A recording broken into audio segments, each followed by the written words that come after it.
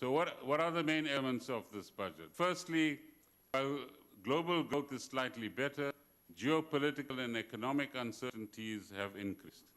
Our low growth trajectory provides a major challenge, honourable members, for government and citizens.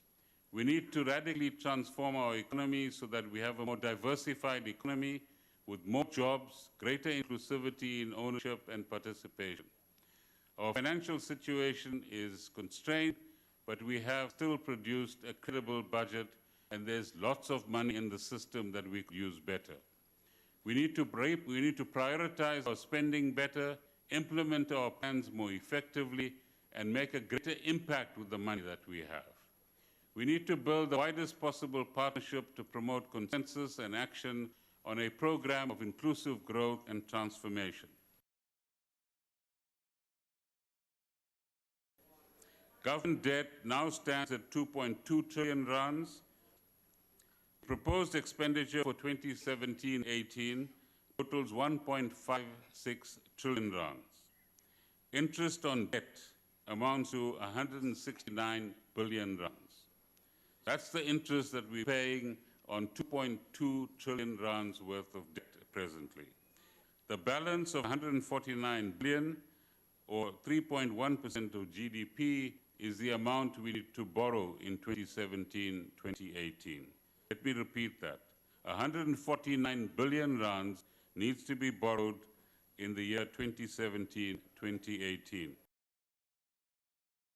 The main tax proposals are, honourable members, a new top personal income tax rate of 45% for those with taxable incomes above 1.5 million rands. Those who earn more pay more. An increase of 30 cents per litre in the general fuel levy and 9 cents per litre in the road accident fund levy. This is the most important part for some of you. Increases in the excise duties for alcohol and tobacco of between 6% and 10%. In the past, if you bought a house for 750,000 rands or less, no transfer duty was paid. And as the new tax year starts, if you buy a house 900,000 rands and less, no transfer duty is to be paid. On the tax on sugary beverages. Arising from these discussions and working closely with the Department of Health, the proposed design has been revised to include both what are called intrinsic and added sugars. The tax will be implemented later this year once details are finalized and the legislation is passed by yourselves. The proposed carbon tax and its date of implementation will be considered later this year by Parliament. Our expectation at this stage is that GDP growth will increase from 0.5% in the past year to 1.3% in 2017, and will continue to improve very moderately over the medium term. Clearly, these numbers are too low and highly inadequate. The old age grant will increase by 90 rands to 1,600 rands for pensioners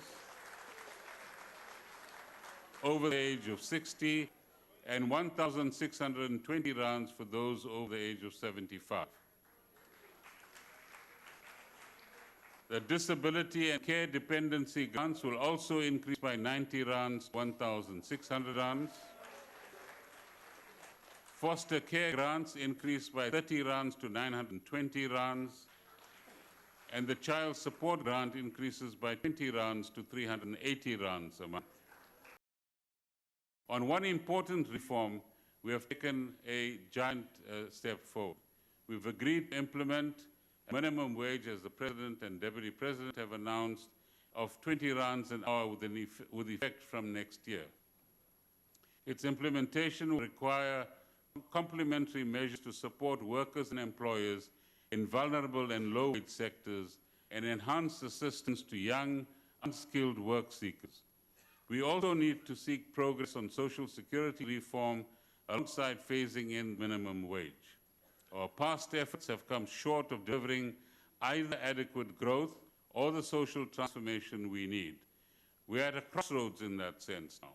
We need to act urgently to build confidence and support investment in our economy. We need to bring all stakeholders onto an inclusive growth and transformation path.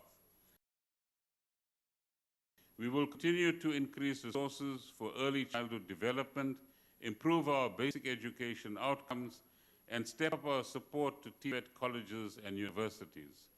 Spending on basic education next year will be over 240 billion rands, or 17.5% of the consolidated budget.